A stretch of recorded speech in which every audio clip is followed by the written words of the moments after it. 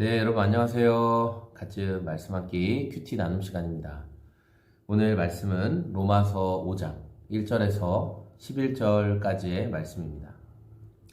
오늘 말씀에서는 사도 바울이 인간이 하나님과 어떻게 화평을 누리게 되었는가, 어떻게 하나님과 화목한 관계가 되었는지에 대해서 말씀하고 있습니다. 5장 1절 그러므로 우리가 믿음으로 의롭다 하심을 받았으니 우리 주 예수 그리스도로 말미암아 하나님과 화평을 누리자.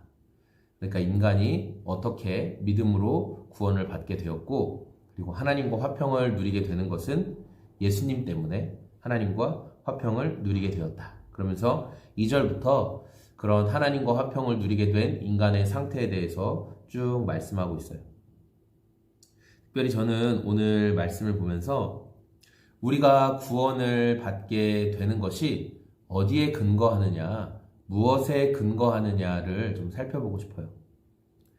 우리는 구원을 받는 것에 대해서 내가 잘 살고, 내가 좀 더 삶을 통해서 어떤 선한 행실이 있고, 구원 이후의 삶도 그렇죠. 구원 이후의 삶도 내가 예수님을 믿었지만 내 삶의 선한 행실과 좋은 태도와 그리고 종교적으로 보이는 어떤 착한 것들을 많이 할 때 하나님께서 더 기뻐하시고 좋아하시고 나에게 어떤 긍정적인 마일리지를 주실 것이다 라는 생각이 은연중에, 드러내놓고는 아니에요. 그러나 은연중에 그런 생각이 우리 마음 가운데 깔려 있어요.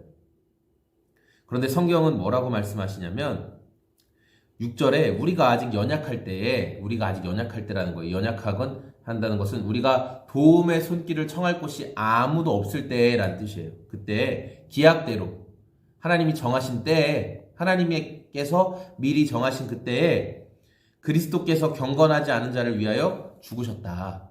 그러니까 하나님의 때에 우리가 누구에게도 도움의 손길을 구하지 못하는 그때에, 아무것도 사방을 둘러봐도 우리를 도와줄 것이 아무것도 없는 그때에, 철저하게 절망인 순간인 그때에 하나님이 정하신 시간에 예수님을 보내셔서 약속대로 그분을 죽게 하셨다라는 거예요.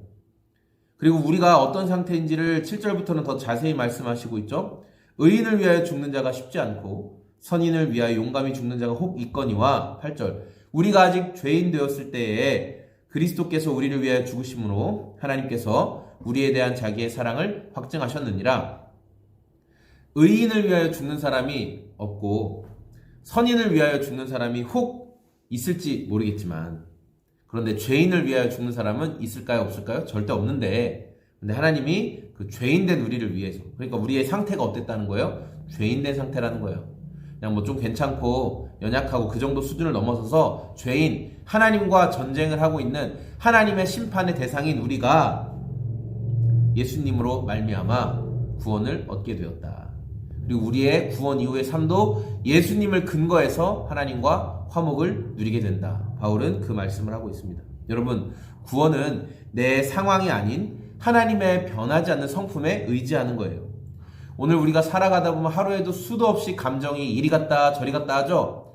구원 받은 것 같기도 하고 아닌 것 같기도 하고, 하나님과 친밀한 것 같기도 하고 아닌 것 같기도 하고.